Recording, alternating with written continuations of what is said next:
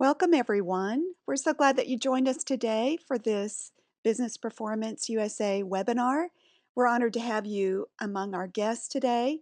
I know that you're going to enjoy this webinar. This is part 3 of Victor's Dominguez's Exponential Brand Series, and it's Time Measures the Brand. We hope everyone can hear us well. I'm Cynthia Stewart. I'm your host today, and I'm managing partner of Evermore Services, your partner in building tomorrow's businesses today. And for today's presentation, you know that it's Victor Dominguez. He's managing partner of the Ligature Group, and Victor is quite the expert when it comes to branding. He's launched 3 very successful businesses in addition to being serving as a senior executive for 2 Fortune 500 corporations, and I know you know them, CB Richard Ellis and Morgan Stanley. When Victor was at CB Richard Ellis, he and his team basically developed market strategies that helped the firm achieve the #1 brand in the industry, and it still is to this day. In the course of his career, he's worked with over 80 companies to build their brand equity through a variety of things tied to corporate communications, branding, marketing, sales, customer service, and believe it or not, organizational development. He really understands the tie there, and that's what we've been hearing about as far as brand in these last 2 webinars that Victor's given us. His marketing and selling strategies have generated tens of millions literally in revenue for numerous Fortune 500 corporations and for those 80 other companies that he served in this arena. We want to be sure that you really get your time's worth during this hour, so we want to open up the chat feature and make sure that you are sending us chats, and I'll be monitoring that for Victor. If you have any questions at all about a specific situation at your workplace, we always invite questions. You can email Victor at businessperformanceusa.org. Also, we know that Victor is writing white papers to back up these webinars, so be sure to look for those at businessperformanceusa.org in the library section. And also, we want to invite you, we now have membership. You can join us as members and get access to all of these materials, and that is at businessperformanceusa.org.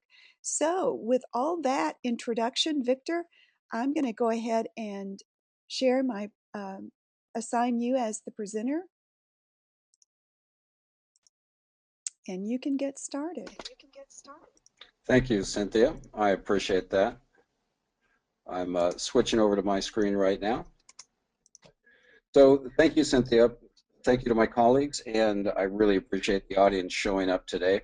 That's terrific. So just a little background. When Cynthia mentioned CB Richard Ellis, let me put that in context, because yeah, I was the top guy running communications, branding, marketing, whatever, but it absolutely was a company-wide effort, and that's much of the point today as we're talking about brand ROI and where brand strategy resides within a company. It absolutely resides in the C-suite level. Whether the branding person is a C-suite executive or not, the strategies emanate from that suite, and brand needs to be integrated with the CEO, CFO, COO, and on, and that's really the whole point, and that's absolutely what took place at CB Richard Ellis. It was an integrated strategy of both capital investments, mergers, acquisitions, grabbing and growing market share and whatnot. So brand really is a company-wide initiative. But we're going to talk today about securing your brand ROI, and that is absolutely essential. It is, people think of it as an investment. It is, and it will pay off, and it always does if brand is integrated and audited at the enterprise-wide level across the entire company. So we'll be talking about brand audits today, and we'll be talking about value pricing, because if you want to nail down a brand ROI and show how it's making a difference, value pricing is a really solid place to leverage your brand and really maximize your profits. And then lastly, we'll be talking about customer lifetime value. So those are our general topics today in the 60 minutes. We do encourage you to ask questions or chat, either way, whatever works, but we want to make this worthwhile for you. And it's difficult to do that when we don't know what business you are in, uh, where you're at in your marketplace. So obviously webinars are reasonably generic, and we drill down deeper into detail with white papers. And we encourage you to ask questions and email me later so we can get into specifics to really help grow your brand and your ROI. So communicate with us and we'll help you out. Let's begin with the best place, and that's a white sheet of paper, clean beginning, if you will. Now, most companies don't really think of the radical change that can happen when you're working on a brand. Brand is enterprise-wise, and starting with a white sheet of paper means anything is really possible. And this white sheet of paper is both a unifying agent and a change agent. So anytime you're doing change within a company, it sometimes helps, and I've used this speech all the time. Let's just start with a clean sheet of paper and let's pencil out what we really could be. It's the philosophy of going from good to great, and I apologize for that overused cliche, but it's important to give up the good so that you can be great. And you have to explain a rationale to people. And so sometimes when change is important, when you really fundamentally need to revamp your brand and penetrate the marketplace in a new way, develop new products, new business models even, you need to be able to explain to people where you're going, and people in this regards are your employees and stakeholders typically. So this is an opportunity for rethinking and changing mindsets. And so whenever you're creating change within a company, you want to be able to give people the proper rationale, and you want to give them the opportunity to participate in that change too. So branding is not just an isolated exercise within marketing. Like I said, it's absolutely company-wide. So I want to talk to you about a brand audit in the first place. This is to prove, in fact, that you're getting an ROI. Time is always relevant within the auditing process and return on investments, obviously, and time is the variable, so it's sometimes difficult to manage. But an audit is where we track and monitor and audit the things that make it special, the things that make us successful. And there's fundamental ways of doing that. So we're going to begin with this diagram here. You've got these four quadrants.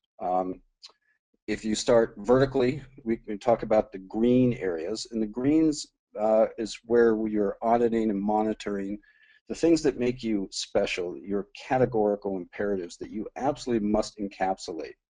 The areas within the green, beginning at core, encompass your principles and your ethics and your philosophies. These are the social and collaborative elements of your company. And more so, those two vertical elements are timeless. These are the timeless qualities in that vertical column that generally don't change. Now, they may evolve, but your core principles and ethics, they should be pretty rock solid. They should influence your decisions. We've talked about core in the past webinars and identity. The core in the first webinar we did is really the authentic essence of your brand. We talked about understanding your revenue engine, which drives your business model and drives all additional market penetrations and brand expansions. And that is true to your company. For instance, Intuit, software company, obviously, that's their core revenue engine, but that spans out into the experience or the brand identity that they want to create, and they call that to simplify the business of life. So that is their core software. The software, what the experience they want to create is to simplify the business of life for small owners, business professionals that balance lifestyle with professional work life, and that is distilled into the brand identity. And that is the essence of the first two webinars. This time, however, what we're going to be talking about is the clientele and the market. This blue area, if you will, is the competitive environment. It's the specialized. It's where we're facing forward and where there's a time continuum in place. Generally, when you look at this slide here, core drives your brand identity or your identity, and clientele drives your market. Now, to be clear, we use the word clientele as a general term that could either be customers, clients, clientele, whatever it is, because we're trying to address both B2B and B2C aspects here. So we're using more of a generic term of clientele. You need to project when you're hearing this webinar and when you're interacting with us, obviously the basis of your company, whether you're B2B, B2C, what terminology you're using, but we're using that general generic term here in this case. Now, we believe that typically clientele drives the market. There's times where it's reversed, and that's this time continuum. Usually you're going forward looking in time. But there's times the market's going to turn on its heels, such as 2007 financial crisis, where the market absolutely drove the customer behaviors. And so it's a flow and ebb, it's a tidal kind of moment here, but generally being proactive and strategic, you want to be forward-facing, anticipating, moving forward in time and into the market. So let's talk a little more specifically about clientele, if you will. Now, the clientele has certain needs and wants, and that's in the marketplace. One of the first things you want to consider when working out your brand audit in both strategy and assessment of where you're at, diagnostics, if you will, is to look at your target market, understand it before you penetrate, but monitor it typically. You're going to want to look at category and purchase usage behavior. Now, sometimes you might simply be looking at a large industry. If you're and fit within that industry, if your industry is so large, you may break it down into category purchases. A CP or category purchase is typically a marketing strategy in which the full line of products, instead of the individual products or brand, is managed as a strategic business unit. Now, it's typically based on the concept that a marketing manager is better able to judge consumer buying patterns and market trends by focusing on an entire product category. So again, it's a holistic approach. So start your target market with category purchase and usage behavior. Then you want to look at demographic and psychographic characteristics. In regards to that, small businesses, even mid-cap businesses, sometimes just don't spend the time and research to look at demographic, psychographic characteristics. And it's hard to do, it's expensive to do. I strongly recommend you just keep it simple and you teach your frontline personnel, anybody who's in touch with the customer themselves, the clientele, to gather data at every touch point. Even if you're running a small boutique shop, talk to your customers, ask them about their lifestyle, ask them what products, garments, whatever it is, work best for them. Get to know them, and essentially in a casual dialogue and helpful dialogue, you can start gathering data about that individual. You can have your cashier have a tick list and start profiling who your customers are and gathering data so that you can begin to understand them. There's no reason not to gather demographic and psychographic characteristics of your clientele, and you should be doing that at every touch point. Geographic concentration is another aspect of your target market. You want to know your geographic concentration in terms of media buys, and certainly in terms of national or regional expansion. That's very important. Next, audience size and segmentation. In your brand audit and brand strategy, you want to look at your market segmentation, your product type, your quality tiering, how much quality or features or benefits do you want to pack it in. That's certainly important when you are working on your pricing models. Now, you want to look at how big these segments are, where's the volume. And third there, target wants and needs. This is absolutely critical. We'll talk more about it. But your consumer needs that are both met and unmet. And one example of that, for instance, when you're mapping out your target audience, their wants and needs, Motorola, which is a company I respect, does a lot of research talking to their clients, and they want to listen to the client. They want to hear the, quote, voice of the customer. And their customers, certainly their industrial customers and emergency responders in this case, was telling Motorola they want bigger buttons on their radio. And that's how they communicate. We just want bigger buttons. Well, they want that because they're wearing gloves. But does Motorola actually just build a radio with bigger buttons? Because that's not really viable because it conflicts with all the other things the client wants.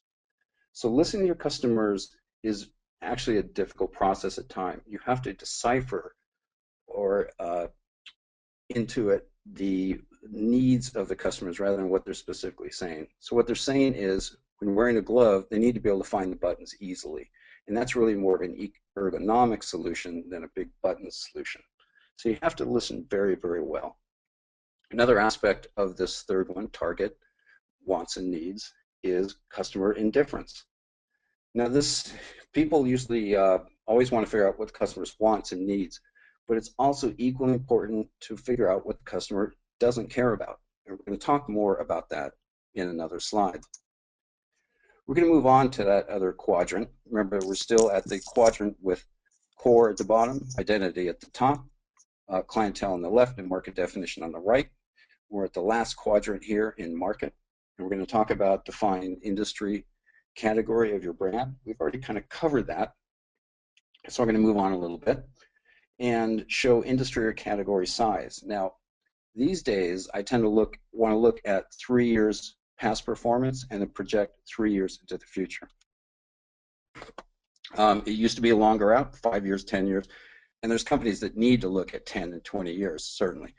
But I believe the economy and the markets have compressed time. I generally am really obsessed about 3 years out and 3 years past. You also want to look at assess industry category and competitiveness, industry concentration, number of competitors, and surprising things can come out of this if you do it diligently. Sometimes the number of competitors, for instance, can be perceived as a negative. We're working with a client, however, that we've had an interesting conversation where we're saying, well, it's a highly fractured industry. Maybe that industry is right for consolidation.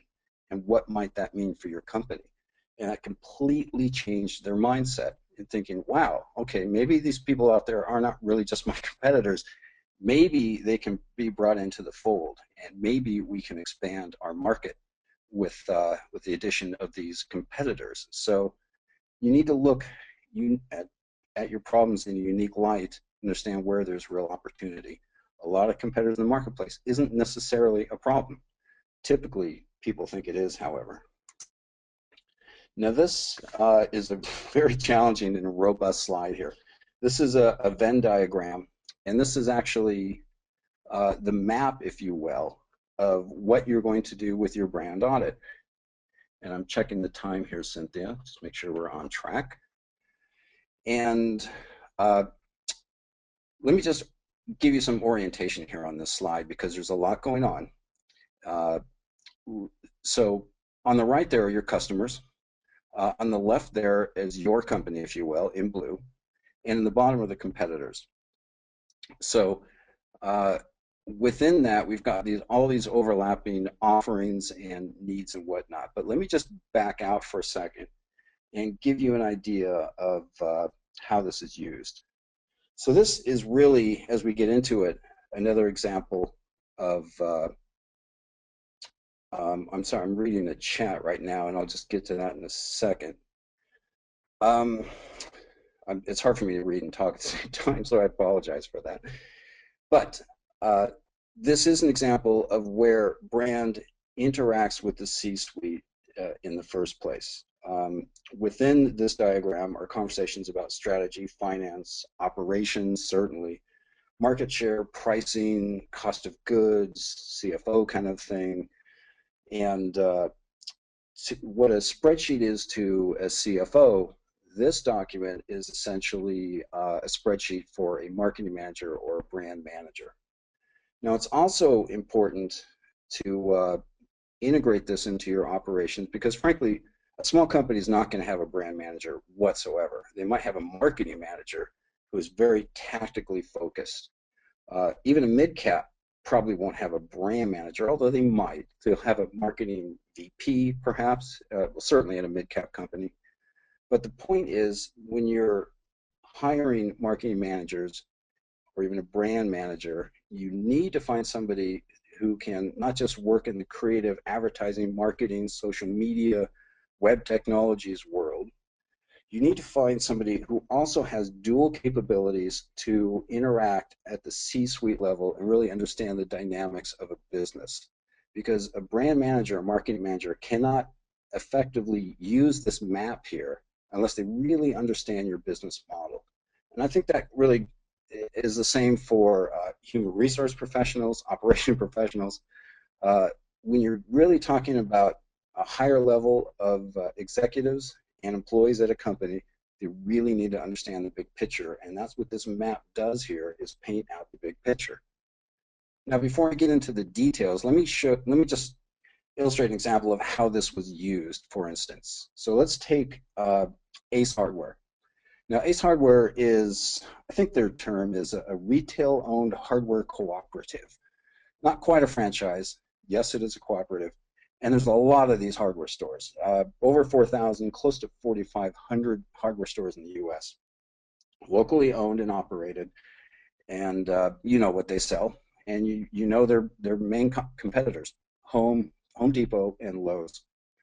Home Depot and Lowe's are to Ace Hardware what Walmart is to your local store, even grocery store now. And it's been said for a long time that evil Walmart is driving out the small competitors, and in some cases it certainly is. There's no question about it. But Walmart lives in the low price category. We'll talk about that. And there's a place for that in the marketplace, but there's a place for competitors to compete. And Ace Hardware used this map starting in the right corner under customers' wants and needs and engaged in active listening with their audience.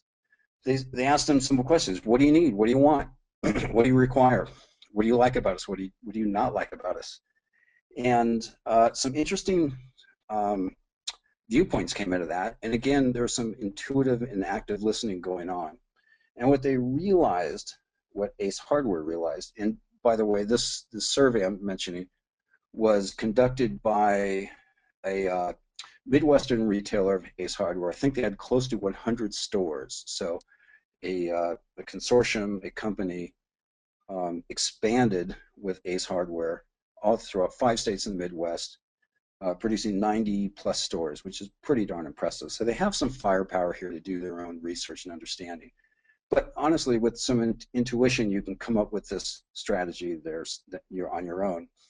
And rather than, how do I say it? Rather than defining that we have everything you could possibly need, what was important is that Ace Hardware figured out that what their customers really want, they want a store that has what they need.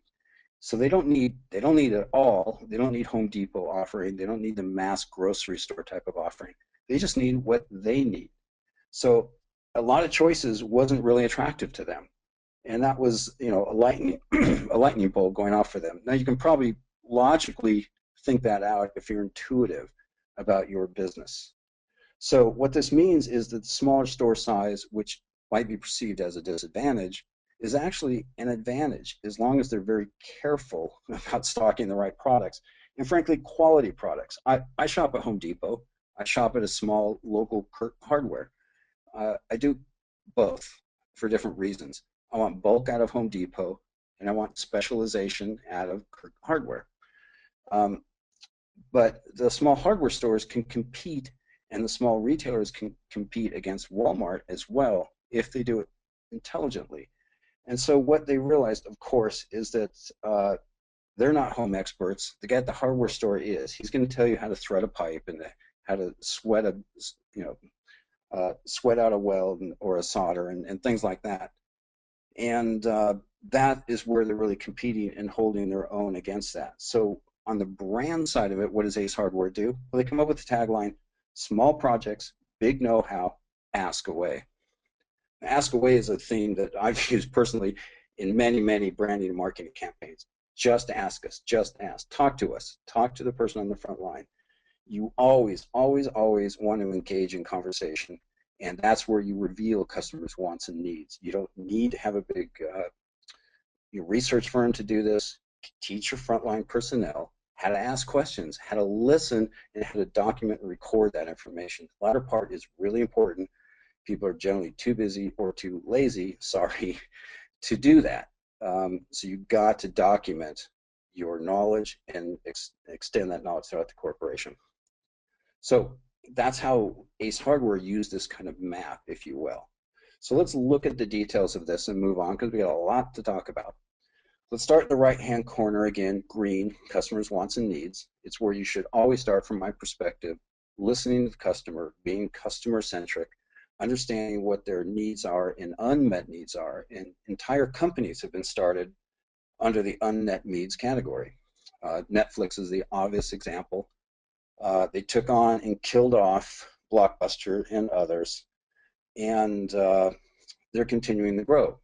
Now, Netflix also took a lot of heat a couple years ago with changing their pricing model, and they weathered that storm intelligently and persistently, and they're at a place now where they're moving even beyond where they were with their initial product and service offering. They're getting to very high-tech hardware software solutions with companies like Google, you've probably heard of them, major TV manufacturers, you can name any one of them. So Netflix is staying 2 steps ahead of the competition in serving unmet needs. I'm going to move around the clock clockwise. Competitors, obviously understanding your competitors, who they are, even possibly where opportunity lies, not just challenges. And I'm on the very far outside of the circle. And then, of course, going to full circle to your company, your brand attributes. Attributes is a brander's term. They love that word. You'll hear it all the time from them. But it really is, what is the essence of your company? What's the core of your character? What are your products and services and offerings? What is it about your company that makes you special, unique? And how are you leveraging that to go into the marketplace? I'm going to move into these next ring of circles. Starting in green, unmet needs, talked about that, competitors' non-value and your non-value. Let's talk about non-value because a lot of people don't think about this, and it's really, really important to consider that what you do that the customers really don't care that much about. Now, you have to do it because it's a requirement. In the late 90s, you had to have a website. It didn't matter if it was just basically an electronic brochure, you had to have it. Customers didn't care about that. The website had to be more. There had to be more value offered there. So non-value is something you have to do to get over the threshold of competing in the market. But the truth is, your customers just don't really care. It doesn't get them excited. It doesn't make that first purchase. Doesn't bring them back. It's really, really important to distinguish within your brand attributes what is really a point of differentiation, and I'm moving into that center leaf, if you will, and what is that you have to do simply to compete in the marketplace. A lot of companies that I've seen spend a lot of time and effort, money and investment working on things of non-value. Don't do that. Just you need to secure that, and it's good to compress the costs of goods and sold and all things like that, but it's really not where you're going to win in trying to strengthen your non-value. You got to reach beyond that. Obviously, you need to know your competitors' non-value as well. I'm going to wrap up closely, but now into the center leaf. We've got points of difference between blue and green. This is where you're going to win. You absolutely must understand your points of difference, or differentiation, if you will. Same thing. This is what's going to land you the contracts. This is what's going to get you multiple sales. This is what you can move from a customer to a client to an advocate. This is where you're going to win in the points of difference. Going clockwise down to vulnerable, this is where you're not competing. Your competitors are offering value within the unmet needs category, and you're not. You're vulnerable in that section. Points of parity is what you offer, what they offer, and it's a big so what. But it's important to know what those are and put them in a specific category so you don't mismanage the points of parity. There may be opportunity in there. There may be a waste of time in there. You're going to have to determine that on your own. Now, leadership total value, or the total value of leadership, dead center. This is where leadership within the C-suite marketing managers, and really any employee in the company comes to bear. And when I say any employee in the company, when I say the word leadership, I sometimes use the word leadership with a lowercase l because I believe anybody in a company can be a leader. Frontline personnel are absolutely leaders. They're customer leaders, and they're there to do the right thing at the right time in the right way for your customers. That that takes leadership, no question about it. So, but moving back to the C-suite level, let me offer a helpful critique without implicating clients, past or present. Um, many leaders do not, will not, cannot acknowledge their vulnerabilities. I don't know if it's ego, I don't know if it's pride, I don't know what it is. It may be simply bonuses and compensation, but leaders have to be really honest about where they're vulnerable and where they may need to improve, or simply accept that that's the way it is and win on other areas. But in this exercise, my experience, people have typically had the biggest difficulty in acknowledging non-value and vulnerabilities. So this Venn diagram here is essentially a process. It just isn't a map, if you will. But there's a lot of processes embedded in here, and we could do a whole webinar just on this one slide. But we're not going to do that. We're just going to move on. We're going to talk about value pricing because, again, like I said, with brand ROI, if you're not capturing or moving towards a value pricing model, then you're not fully leveraging your brand. You're not fully getting a brand return on investment.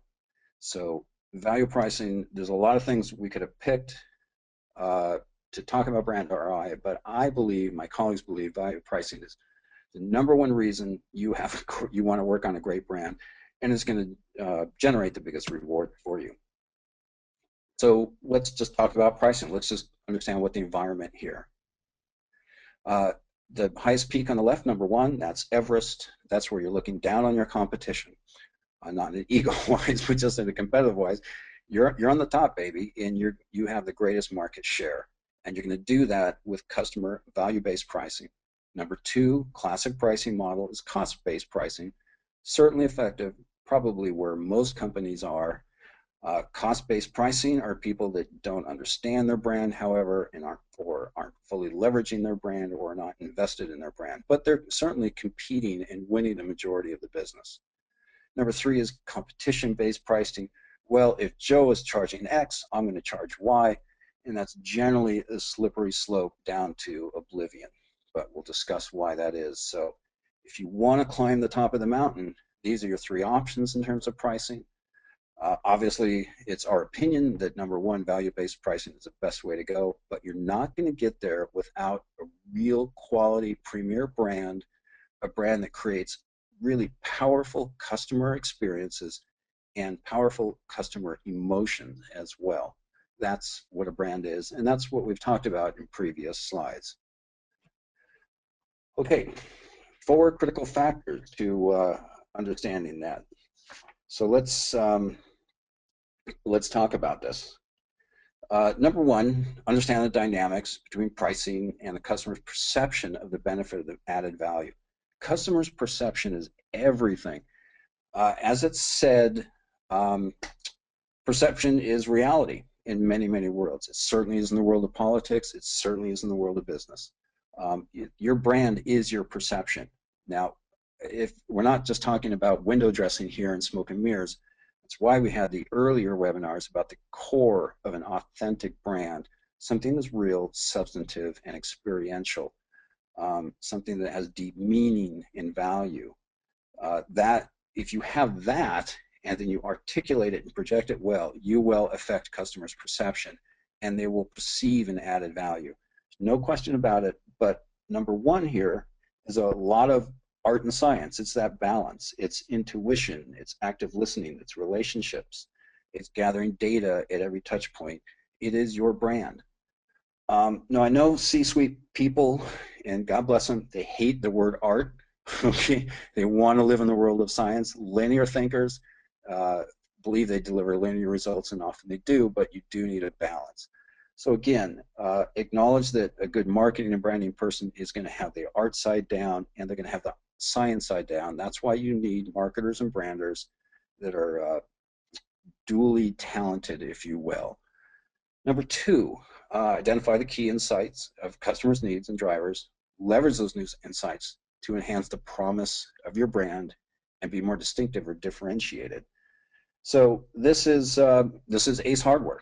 Okay, we just go right back to that. This is how they listen to the customers, and this is how they distinguish themselves in the marketplace, and this is how they're winning on their terms. Because frankly, they'll never become a Lowe's.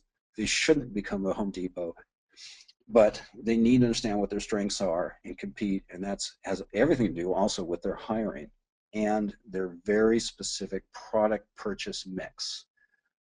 They can frankly afford to charge a little more for that product.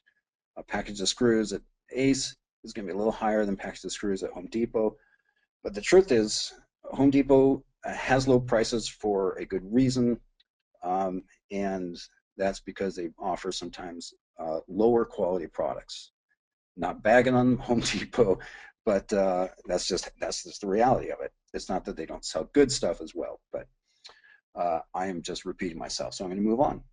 Now, number three, and now this is for B2C especially, create trusted brand relationships. Now, I have to correct myself because I believe B2C has influenced B2B dramatically. There's no question that people take their consumer characteristics, personal characteristics, into their work environment and project them in that environment. McDonald's in their speedy burgers teaches FedEx a lesson and creates overnight shipping delivery. B2C influences B2B. I don't mean to make a real direct connect the dots between McDonald's and FedEx, but you get the idea of how consumers or customers become used to certain habits, and they bring those habits into the business world. Speed, price, quality are always top of the mind. Speed, price, quality, speed, price, quality. How do you deliver all three? Number four, B2B. Recognize different types of buyers and develop strong relationships. Now, in both worlds, B2C, B2B, we profile, okay? And that's a dangerous word to use these days because of all of the political and negative connotations to it. Profiling is part of marketing. Profiling with an ethical base of I want to do best by my customers and stakeholders. I want to honor my customers and stakeholders. I want to serve my customers and stakeholders. Profiling in that context is not evil. It's not bad. It's smart, okay? We look at profiling in the B2B world in four categories: decision makers, influencers, financial folks, just show me the numbers, and then technical. How's it going to work? What are my legacy issues? How am I going to plug this in? How fast are we going to get running? What are the technical aspects? So those four things are how we profile our B2B. We'll talk more about profiling as well, but for number four, you have to really understand that, because every profile or every buyer type requires a different type of communication, requires a different type of interaction. And if you don't know what your profiles are, or the buckets of people that you deal with, you're just going to be, preaching the same sermon to everyone, and it's not going to work. It's not going to create trusted relationships. So if you want to get to value pricing, you have to know who you're talking to, and you have to know what their unique needs are, not the needs of the group. And you need to create pricing models specifically for that individual, and that's where quality can also work into it. Checking my time here, we are about 20 minutes to go. Maybe we can wrap up, because I appreciate that you would give us 60 minutes of your day, and we want to make it of value. Now, the reason we are big and strong on value pricing, because price improvement has the greatest impact on your P&L. No question about it. Here's four categories. Source was Business Council's SMC out of the year 2010. So if you can make a 1% improvement on price, look at the difference you're going to make. You're going to make an overall improvement of 10.4%. That's really, really impressive. Now, cost of goods sold, that's holding its own, so there's no question about it. Cost of goods sold is where most people are operating with most successful companies, and that's fine. That's not bad. I contend there's no reason not to manage both. In fact, there's no reason not to manage all four of these. And if you are somebody who understands and works enterprise-wide, somebody that develops leadership in your company, somebody that honors the frontline personnel and their interaction with the customer, and so on and so on. In other words, have a purpose-driven, leadership-inspired company, you can manage all four of these, frankly, and there's no reason not to. And you can do the math, add it up, what you'll get out of that. But specifically in price, there's no question if you want to get to the top of the mountain, you should have or be working on a value pricing strategy. And you're not going to get there without a quality brand. That's where brand, again, delivers the maximum ROI. And this is, again, where time is relevant. It takes time to do this. You're not going to get to a value pricing model overnight. You may have to start with that white sheet of paper and say, you know what, folks, we can't get to the top of the mountain on the trail we're on.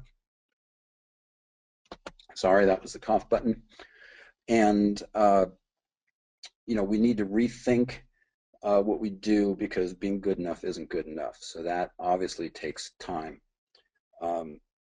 People have said it takes 7 years to get there. I don't believe that for a second. I think you can get there within 3 years.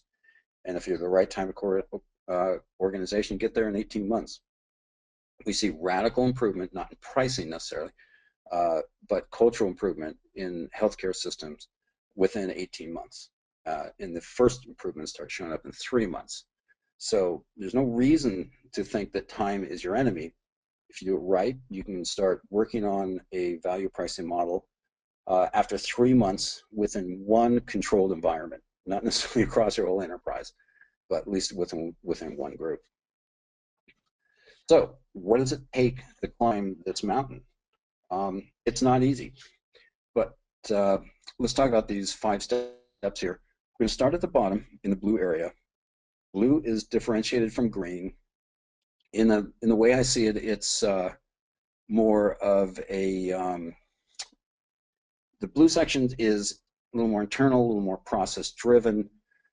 It's all your planning, it's your strategies, it's your research, it's getting your company all on board in the same place. So this is the foundation you have to build from. Your customer assessment, we talked about it. Again, of course, it's market segmentation, needs, insights, value drivers, perceptions of benefits and solutions. Next is pricing strategy. We've talked a lot about that already, but you can't talk about it enough. It's pricing strategy has to be structured for key objectives. This is where marketing and CFO need to be aligned. So bring marketing and branding into your suite.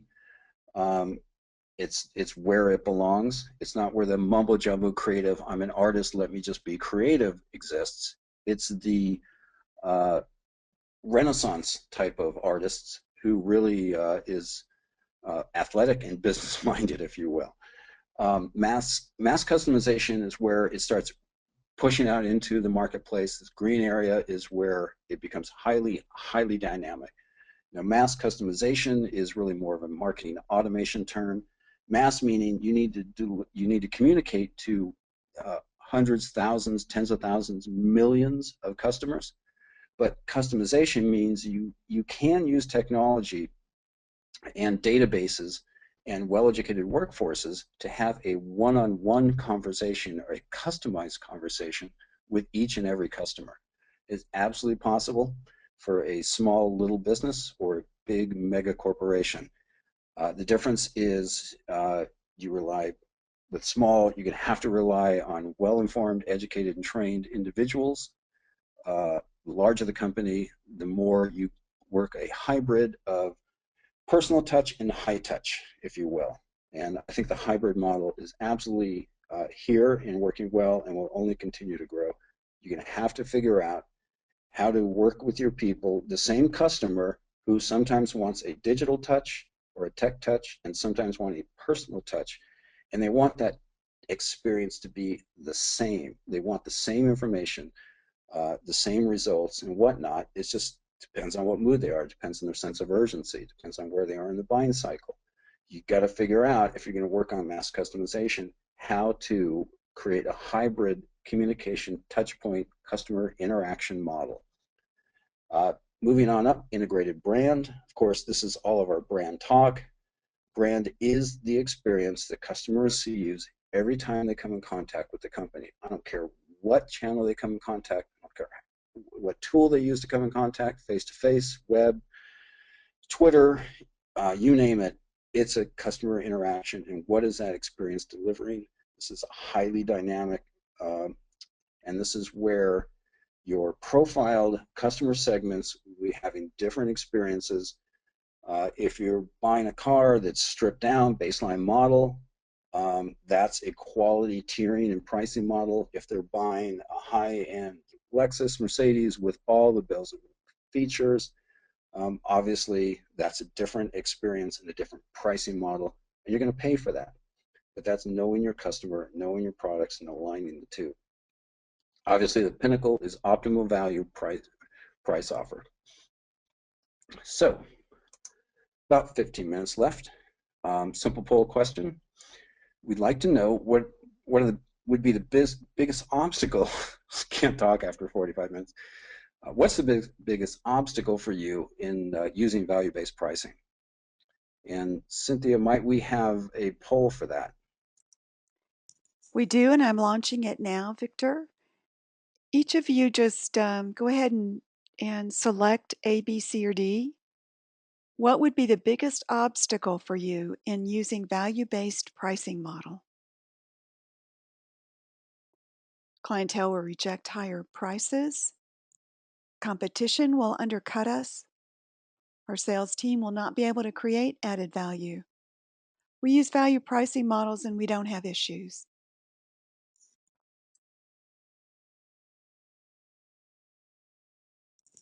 We have about Thanks, Cynthia. 75% that have voted. Let's give it another minute. Okay.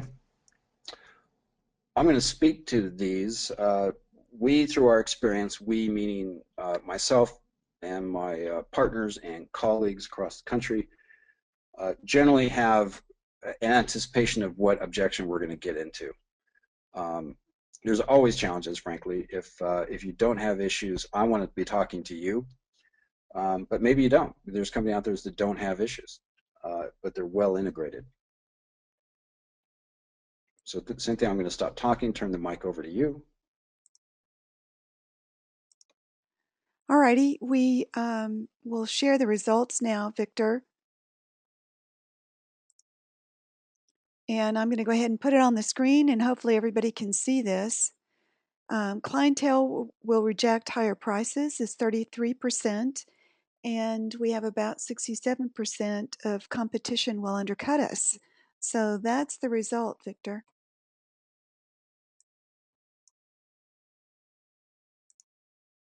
And you can go ahead and take it now. Both are legitimate. Thank you, Cynthia.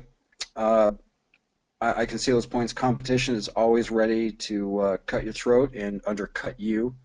And clients will reject it. All good sales people have never heard the word no, however, and know how to work around that.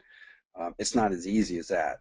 But let's look at that. So I appreciate that input. We know the rejection will take place, and frankly, if clients are rejecting it, you've got a brand challenge there. If people are saying, look, there's just no value there, I don't want to pay it, it's not worth it. These are on the screen now are some of the obstacles we encounter all the time. So perceived benefits are not worth the premium price. Like I said, you've got some work to do on your brand there. The solution would be to revise the benefit and make it worth the premium, but revise it in your brand. Reposition the price offer as a signal of quality. You've seen that with certain beer lines. You say what, Haagen-Dazs ice cream. Haagen-Dazs has nothing to do with Dutch or Danish. It's an American brand, but it certainly sounds exotic. Okay, that's just a reshifting of the product and promotion. You want to enhance the emotional end benefits such as indulgence, quality, luxury. It's a brand issue, basically. If the perception, again, is not worth the premium price, talk to your brand people. They're not. You got work to do. Number two, I'm getting the same benefit already. Well, you need to focus on superior quality. You need to focus on mileage of your product. Well, maybe our product is a little more expensive, but it'll last longer. Uh, Dove dishwashing soap, Charmin, a lot of people will justify and talk about the usage that it's a little more upfront, but in the long run, you will not only get better quality, but you'll get better usage, more mileage out of it. What we see also in number two is a lot of companies are shifting towards affiliated marketing. They, we will donate. Starbucks does this very, very well with Red and others. We'll donate X% of your money towards this fund, and sometimes now you can select the fund. But that kind of affiliate marketing and emotional appeal is very, very strong and can mitigate number two. I like it, can't afford it. It's out of my reach. Well, you got to work on ways to modify the way consumers judge or perceive the value, and maybe change the use of measurement from price per package to price per use. Again, like I said, modify the reference framework, comparing price to another product. iMac gets away, Apple products are just incredibly expensive, but they do a really good job of justifying that. And last, I simply doubt the quality, can't warrant the premium price. You need to find new ways to offer more credibility, ensure customers of its qualities. People use spokesmans for that. People use trial engagements, demos for that. Showing people that they will get the value and demonstrating that to them directly, trial offers, or the classic spokesman, somebody that they really trust. But not many companies, frankly, can hire a celebrity or a big-time spokesperson. That may not be on the table for many of our clients. We're going to talk about this slide here. This is another chart to figure out where you're at. Again, this is, we could spend a whole hour on this. We're going to just give you some orientation here, and we'll make this available in the white paper because it's worthy of further discussion. This grid here, if you will help you assess where you're at in the marketplace. Now, there's many places it's okay to be. There's some places you may not want to be in this graph. But this is both an exercise and a process, and it's also a communication tool, if you will, to explain to your company, your stakeholders, where you're at, where you're going, and why you are where you are at, why you are going in a certain direction. Starting with this orange space from low price leader to premium strategy. It's really okay to be low price leader. It's okay to be premium strategy, and you probably don't want to be a Me Too strategy, but maybe you do. Let's start with Me Too. If you're Me Too, you are like my dry cleaner on the corner. Basically, the only reason I go to that dry cleaner is because they're convenient. I drive by them every day, and I just pull in, pull out, boom. And the guy knows me, we have fun conversations, and that's it. He's got a nice dog, he's got an aquarium, but he's Me Too, because there's 6 other dry cleaners I could go to. I could throw a rock and hit 3 of them right from this guy's parking lot. He's a Me Too. As long as he's happy with that, fine, that's okay, but you're not on a growth path if you're a Me Too strategy. You're not going to substantially improve numbers year over year. If you're happy with where you're at, fine. Low price leader, Walmart typically, but this is a transactional environment. This is not where you're going to be building on lifetime customer value and return customers and referrals. This is, competition-based, cost of goods-based at best pricing, and low quality, low price. You get what you get, and you can hedge the bet that there's just enough of the market share out there. But I'm not convinced you're going to grow radically. I would argue that Walmart isn't literally the low price leader, although that's what they advertise and market. They do much, much more in their multiple categories, and convenience of one-stop shop and low prices are a big, strong appeal. Now, premium pricing, premium strategy is where my colleagues and I like to be. high quality, high price, and you're not going to get there without a quality brand. You're not going to get there without a value pricing strategy. And you just need to simply understand where you're at on this chart. Again, the white paper that I will produce on this is going to be much more substantive. But one last thought on this. I suppose if you, you know, the blank areas are just simply areas you want to avoid. Low quality, medium price, I don't see how you're going to compete on that. Or in the left column, middle light green area. It's a tough place to be. You know, when I think of Detroit and General Motors and the problems they've had, Ford has managed to pull out pretty well. But others in Detroit just it's their market strategy is still planned obsolescence. We're going to build a car, sell you the car. We know the car is only going to last, you know, a limited lifetime, and we think because of your brand loyalty, you're going to come back and buy another medium quality car. Well, that's not where I want to do business. I think we all understand where Detroit is at right now. Detroit's problems aren't solely because of the automobile manufacturers, but that certainly hasn't helped. So look to the white paper for more detail on this. To make value buyers your top priority, a lot of this we've talked about. Optimize your value price by sharing value created, and that is having interactive personal relationships, understanding where value is, and abundantly collaborating with your marketplace in doing that. You've got to base pricing, like we said, on performance, results, and impacts. It's ideally quantifiable. And back to the selling area, this is kind of a combined slide. We all need to sell our products and services. I'm more in the B2B side of it. And how do you get through it if you're charging more money? Well, you got to develop three-way relationships with you, the value buyer, or the decision maker, or the influencer in the company. We talked about those profiles. And procurement. Procurement is, by nature, the death knell of value pricing. They will kick you out every time if left to their own demise.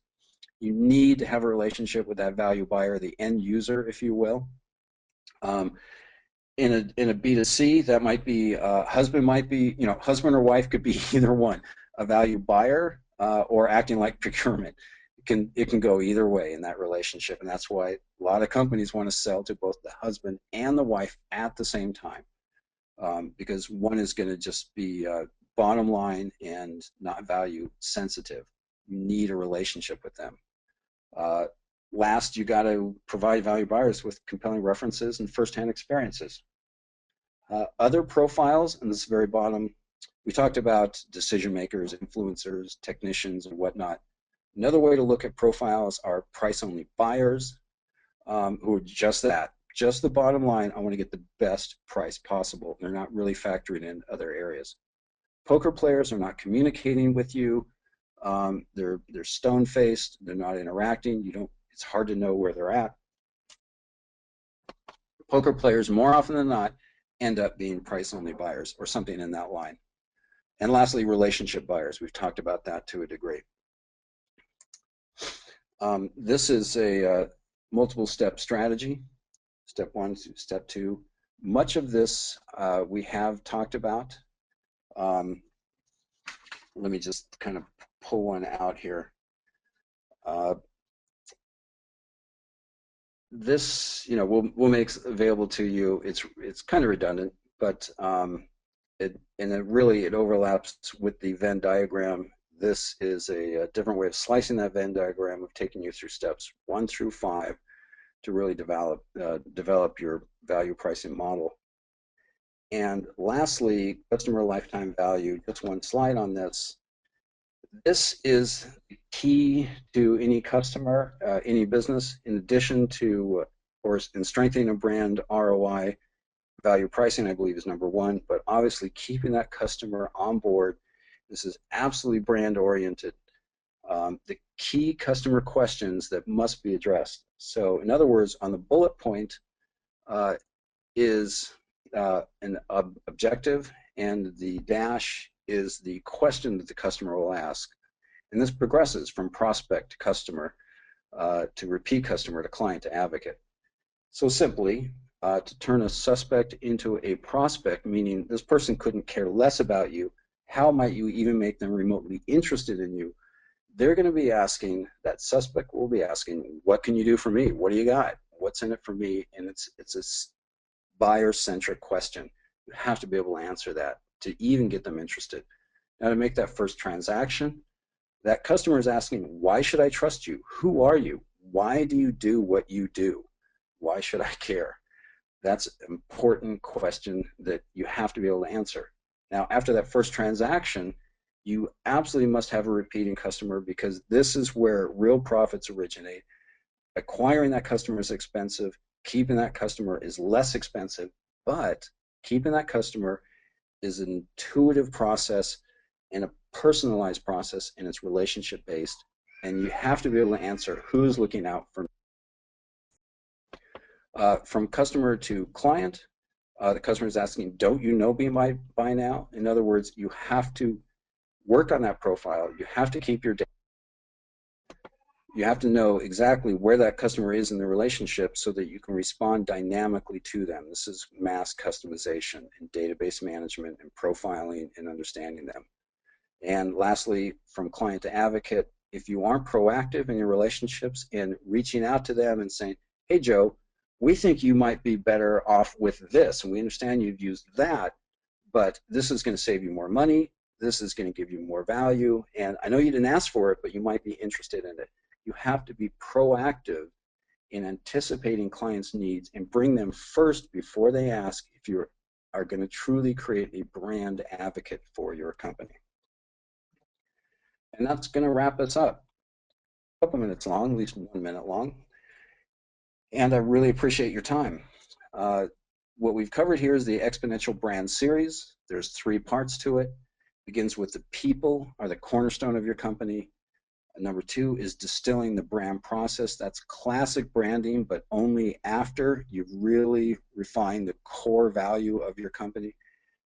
And of course, time measures the brand. Time is the variable in all of these cases, and it's the one factor you have to patiently consider to really leverage your brand ROI. We've got more webinars coming up, of course. Next week is Dr. Jeff Stewart. Thought-provoking, fascinating topics that Jeff comes up with. I learn from him every time. This is how to move it from simple to dynamic in an exponential manner. If you want business knowledge, you want to listen to Jeff. Next is when to use capital expenditures. Finances, critical part of your business, and a colleague of ours, Ross Davis Grimes, is just wonderful at that. So we encourage you to look at those webinars. Go to businessperformanceusa.org, click on the webinars tab, and you'll see all the webinars we have. So I thank you for your time. Please feel free to contact me, Victor, at businessperformanceusa.org, and I'll be happy to answer any questions you have. So Cynthia, I guess that's about it. That's it, Victor, and we appreciate you and your excellent information around this topic. So, folks, go to the webinar and watch this again to get more information, and also watch for his white paper. We look forward to having you back every Tuesday at noon Central. Thanks, everyone. Bye bye.